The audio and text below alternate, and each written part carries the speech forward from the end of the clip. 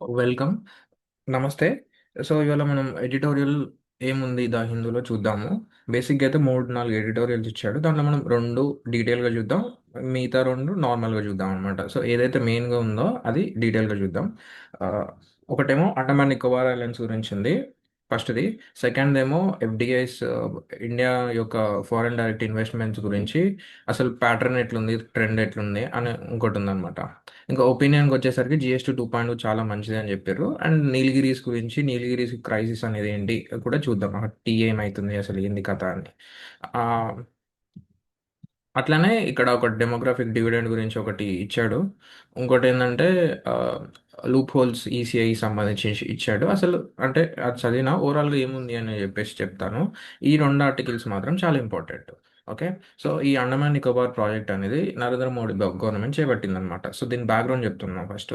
So, ఏమైంది అంటే అక్కడ అండమాన్ నికోబార్ ఐలాండ్స్‌లో మనం పోర్ట్ కట్టుకుంటే ఎందుకంటే చైనా వోడు ఆహ్, చుట్టుపక్కల కంట్రీస్‌ని ఆక్యుపై చేద్దామని చాలా అగ్రెసివ్ పాలిసీస్ అనేవి తెస్తున్నాడనమాట. అటు పైన చైనా అటు పైన అరుణాచల్ ప్రదేశ్ దగ్గర గుంజుడు, ఇటు కింద గుంజుడు, అటు శ్రీలంకలో చాబహార్ పోర్ట్ శ్రీలంకలో ఉన్న పోర్ట్ ఆక్యుపై చేసుకోవడము, డెట్ డిప్లొమసీ అంటే అప్పు చేపిచ్చి టెరిటరీస్‌ని ఆక్యుపై చేసుకోవడం అట్లా చేస్తున్నాడనమాట.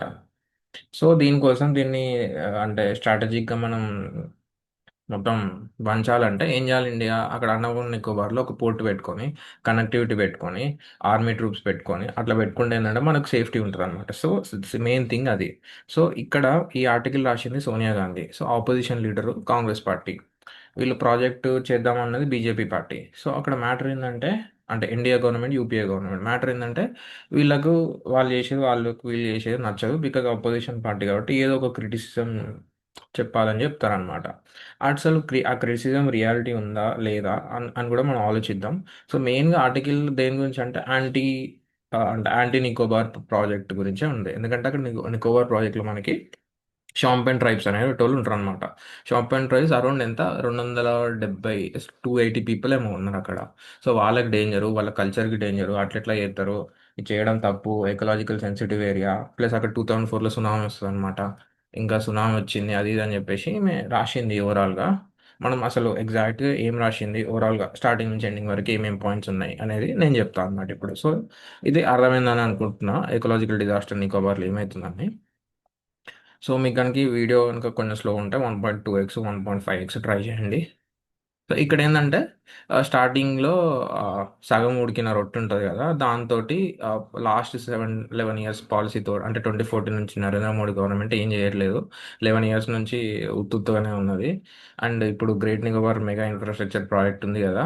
అది 72,000 కోట్లు పెట్టి జేత్తాల్లు. ఎందుకు జేత్తాల్లో ఏందో అంత అది మళ్ళా పీపుల్‌ని డేంజరస్‌లో పడేస్తది.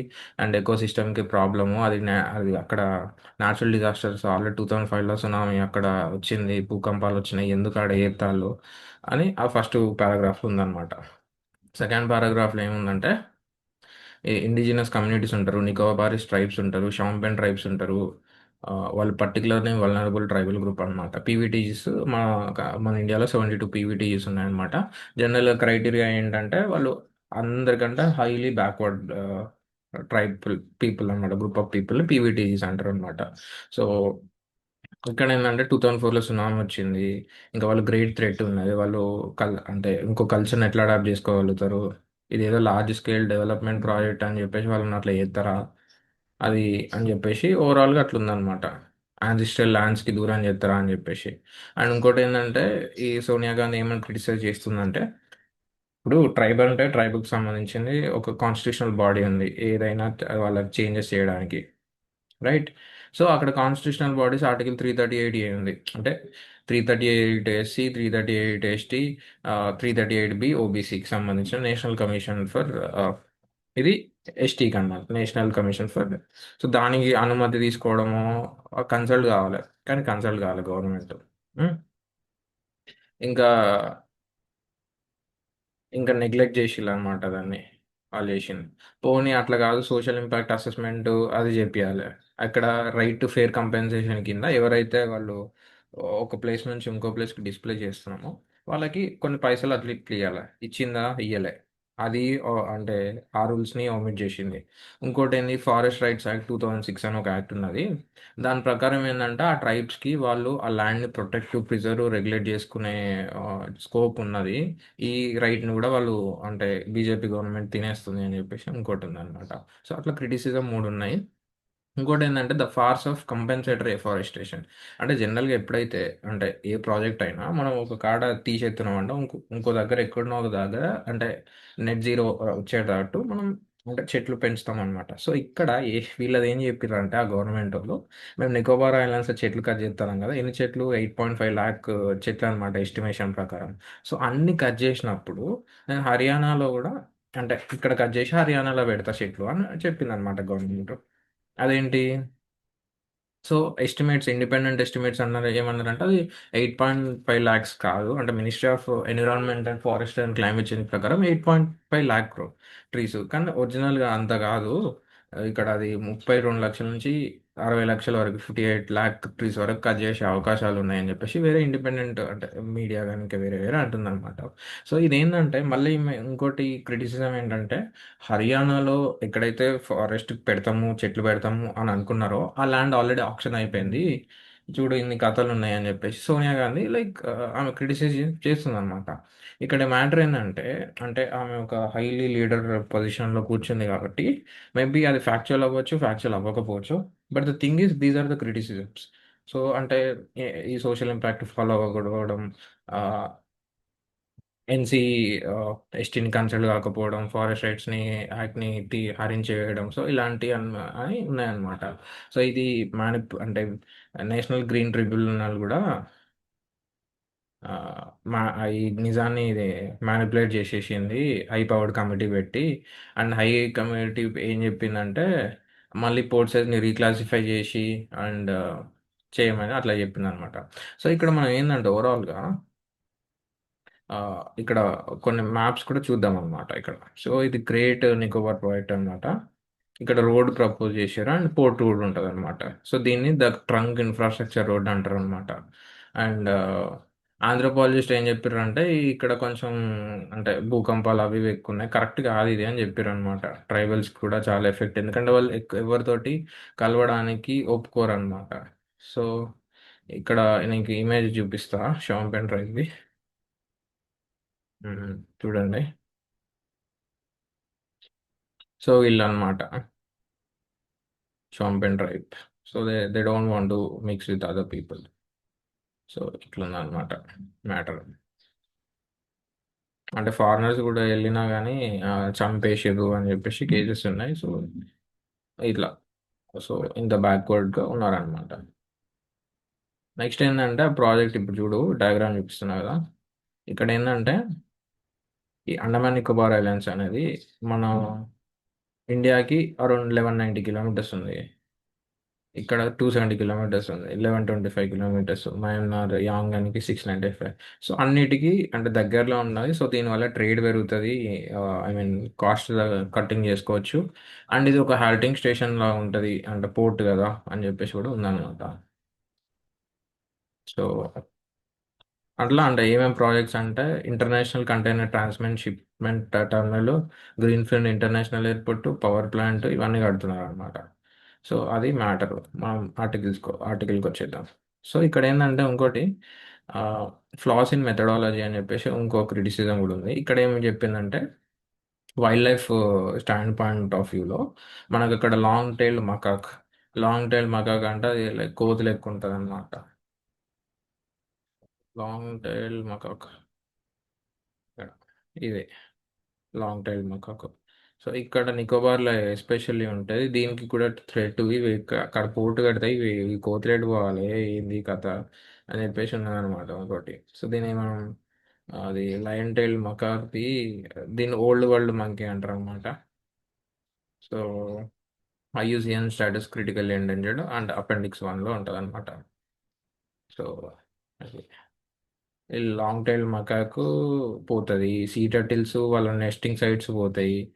ఆ, అంటే మళ్ళీ డ్రోన్స్ పెట్టాలన్నమాట. ఆ డ్రోన్స్ డ్యూగాంగ్ని ఇంపాక్ట్ చేస్తుంది. డ్యూగాంగ్ అంటే సీ కవ్ లెక్క ఉంటుంది, అది చూడు డ్యూగాంగ్ ఎట్లుందో. సో డ్యూగాంగ్ దీన్ని సీ కవ్ అంటారు అనమాట. డ్యూగాంగ్ సీకవ్. సో ఇట్లా ఉంటుంది, కవులు ఎక్కువ ఉంది కదా అందుకే డ్యూగాంగ్ సీకవ్ అంటారు. సో దీనికి కూడా డేంజర్, దీని వల్నరబుల్ ఉందిలే, పర్లేదు. సో వీటన్నిటికీ ఇంత ఇంపాక్ట్ అవుతుంది. 2004లో సునామీ వచ్చింది, 6.2 మ్యాగ్నిట్యూడ్ వచ్చింది, అట్లా ఇట్లా అని చెప్పేసి ఇచ్చారు. కానీ వేరే అంటే వాళ్ళ స్టాండ్ ఆఫ్ పాయింట్ ఏంటంటే ఎకనామిక్గా స్ట్రాటజిక్గా, అంటే స్ట్రాటజిక్గానేమో మనకి ఇండియన్ నేవీ పెట్టుకొని మంచిగా చేసుకోవచ్చు. అండ్ ఎకనామిక్ పరంగా ఏంటంటే ట్రాన్స్పరెంట్ షిప్ పోర్ట్ కడుతున్నాం కదా, అట్లా కూడా మనకి యూజ్ ఉన్నది. So according to the government ఏంటంటే నేషనల్ సెక్యూరిటీకి స్ట్రాటజిక్ ఇంపార్టెన్స్ ఇస్తారు. జస్ట్ మనం అంటే స్మాల్ పర్సెంటేజ్ ఆఫ్ ఏరియాని తీసుకుంటే ఏం కాదు, 15% of the development area it self will be green cover and open spaces. So కొంచెం స్పేస్ మేము వాడుకుంటాం, మిగతా మొత్తం చెట్లు చేమలే ఉంటాయి. సో అంత ఎఫెక్ట్ ఏం కాదు. అండ్ ఇండియా కూడా సక్సెస్ఫుల్గా కోరల్ రీఫ్ని గల్ఫ్ ఆఫ్ మండాన్ నుంచి గల్ఫ్ ఆఫ్ కచ్ ఇప్పుడు చేసింది. సో మనం అట్లా కూడా చేసే ట్రై చేస్తాము అన్నట్టు గవర్నమెంట్ అంటుంది అనమాట. సో ఇది ఆ, స- సంబంధించింది స్టోరీ, ఏది ఎకలాజికల్ డిజాస్టర్ ఇన్ ద నికోబార్స్లో. నెక్స్ట్ కిందికి వచ్చేస్తే complex turn in India's FDI story. ఇదేంటంటే foreign direct investment. Foreign direct investment అంటే వేరే ఆ, వేరే ఫారెన్ ఎంఎన్సీస్ ఉంటాయి కదా, సో అవి ఇండియాలో ఇన్వెస్ట్ చేస్తాయి అనమాట. దాన్ని అంటే ఫారెన్ నుంచి వచ్చే ఇన్వెస్ట్మెంట్స్ని ఫారెన్ డైరెక్ట్ ఇన్వెస్ట్మెంట్స్ అంటారు అనమాట బేసికల్గా. సో ఇది ప్రొఫెసర్ రాసిండు. సో ప్రొఫెసర్ రాసింది ఎట్లా రాస్తారు అంటే ప్రొఫెసర్స్ జనరల్గా ఫ్యాక్చువల్ డేటా తీసుకొని రాస్తారు. సపోజ్ ఇప్పుడు మనకి తెలుగులో ప్రొఫెసర్ నాగేశ్వర్ సార్ ఉంటాడు. ఆయన ఏంటంటే ఏది చెప్పినా కానీ ఆన్ ఫ్యాక్ట్స్ ఆన్ డేటా చెప్తాడనమాట. అదే ఇప్పుడు ఒక ఐఏఎస్ రాసిండు అనుకో, ఇది ఎఫ్డిఏ స్టోరీకి సంబంధించింది. ఐఏఎస్ ఏంటంటే సొల్యూషన్ ఓరియంటెడ్ రాస్తాడు. అదే ఒక జర్నలిస్ట్ రాసిండు అనుకోండి నార్మల్గా, ఆయన ప్రాబ్లమ్ ఓరియంటెడ్ రాస్తాడు. సో ఎప్పుడైనా గుర్తుంచుకోండి, ఇప్పుడు ఏముంది సోనియా గాంధీ ఉంది, ఇది ప్రాజెక్ట్ దేని గురించి, నికోబార్ ప్రాజెక్ట్ గురించి కాబట్టి లైక్ క్రిటిసిజం రాస్తారనమాట ఒపీనియన్లో. అదే ఇది యూనియన్ మినిస్టర్ ఫర్ ఎన్విరాన్మెంటల్ ఎంఓఈఎఫ్సిసి ఆయన రాసిండు అనుకో, నికోబార్ ప్రాజెక్ట్ చాలా మంచిది, ఇట్స్ అ గ్రేట్ ప్రాజెక్ట్, ఇంతకన్నా ప్రాజెక్ట్ ఎక్కడ దేశంలో ఎట్లా లేదు, అట్లా గొప్ప రాస్తాడు అనమాట. అదే ఒకవేళ ఎన్విరాన్మెంటలిస్ట్ రాసిండు అనుకో, ఇంకా ఓవరాల్ పర్స్పెక్టివ్ ఉంటుంది వరల్డ్లో తీసుకొని. సో అదైతే నేను అబ్జర్వ్ చేసిన ప్యాటర్న్. సో ఇక్కడ ఇదేంటి, అసిస్టెంట్ ప్రొఫెసర్ కాబట్టి ఫ్యాక్చువల్ డేటా ఎక్కువ ఉంటుంది, అంటే ఏ కంట్రీ నుంచి ఎక్కువ వస్తున్నాయి ఏంటి ఏంది కదా అని. సో ఇక్కడ ఓవరాల్గా ఏంటంటే ఎఫ్డిఐస్ అనేది మన అంటే గవర్నమెంట్ ఆఫ్ మన ఇండియాకి వచ్చే ఎఫ్డిఐస్ తగ్గిపోయినాయి. ఎందుకు తగ్గిపోయినాయి అంటే కోవిడ్ తర్వాత చాలా ప్రాబ్లమ్స్ వచ్చినాయి, ప్లస్ స్ట్రక్చర్డ్గా లేదు, గవర్నమెంట్ మీద నమ్మకాలు తగ్గిపోయినాయి. అండ్ అంటే 2024 25లో మనకి 81 బిలియన్ ఉండే అనమాట, 13.7% పెరిగింది. కానీ తర్వాత ఏమైందంటే చాలా తగ్గింది. అండ్ పాండమిక్ వచ్చిన తర్వాత ఓకే, వచ్చిన తర్వాత 2022లో రీకవర్ అయింది, బట్ అంత రీకవర్ అవ్వలేకపోయింది. బట్ అవుతుంది కరెక్ట్. ఓకే. సో అట్లా ఉందన్నమాట. ఇది అంత ఎగ్జామినేషన్ పాయింట్ ఆఫ్ వ్యూకి సరిపడదు.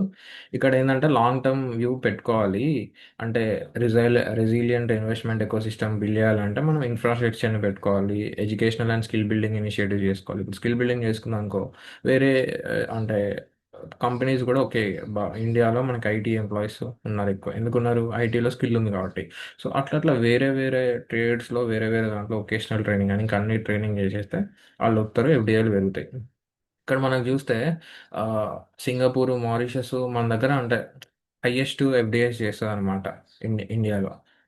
బట్ అది ఏదో అంటే ట్యాక్స్ని తగ్గించుకునే స్ట్రాటజీసే కానీ అంత ప్రొడక్టివ్ ఇన్వెస్ట్మెంట్ కాదేమో అని చెప్పేసి ఈయన కూడా అంటే చెప్తున్నా అనమాట. Suggest that more of this capital may be driven by tax strategies rather than productive investment అని చెప్పేసి. అదొకటి. ఇంకోటి ఏంటంటే United States, Germany, United Kingdom, వీళ్ళు ఏంటంటే they are pulling back the investments. So ఏదైతే పెట్టిరో అది పుల్ బ్యాక్ చేసుకుంటున్నారు అనమాట. సో కరెక్ట్ ఉండాలంటే జనరల్ ఏం పాయింట్స్ ఏమంటాయి, మానిటరీ పాలసీ ఫ్లెక్సిబుల్ ఉండాలి, లోన్స్ అంటే ఫినాన్షియల్ సిస్టమ్ మంచిగా ఉండాలి, గవర్నమెంట్ స్టేబుల్గా ఉండాలి, గవర్నమెంట్ కొత్త కొత్త కంపెనీస్ని అకామిడేట్ చేయాలి, పాలసీస్ని సింగిల్ విండో ఫ్రేమ్ పెట్టాలి, అంత టైం గంటలు గంటలు గంటలు గంటలు ఉండకూడదు. సో ఇలాంటివి ఉంటాయి, అదే మనకి ఫైనల్. సో అంటే అవి అయితేనే బాగుపడుతుంది దేశం. సో అట్లా అనమాట. అండ్ ఎన్విరాన్మెంటల్ కంప్లైన్సెస్ కూడా క్లియర్ చేయడానికి చాలా ఆఫీస్ చుట్టూ తిరుగుడు అట్లా. ఇన్వెస్ట్మెంట్ చేయాలంటే మంచిగా ఉండాలన్నమాట అన్నట్టు. సో వాళ్ళకి ఈజీ చేసేటట్టు ఉండాలి. అట్లా. అంటే ఏం చేయాలి అని చెప్పేసి కూడా ఇచ్చిండు అనమాట. So that is overall summary. ఇది అంత ఇంపార్టెంట్ కాదు. నెక్స్ట్ టైం ఎఫ్డిఎస్ గురించి వచ్చినప్పుడు మనం డీటెయిల్గా మనకి స్టాటిస్టిక్స్తో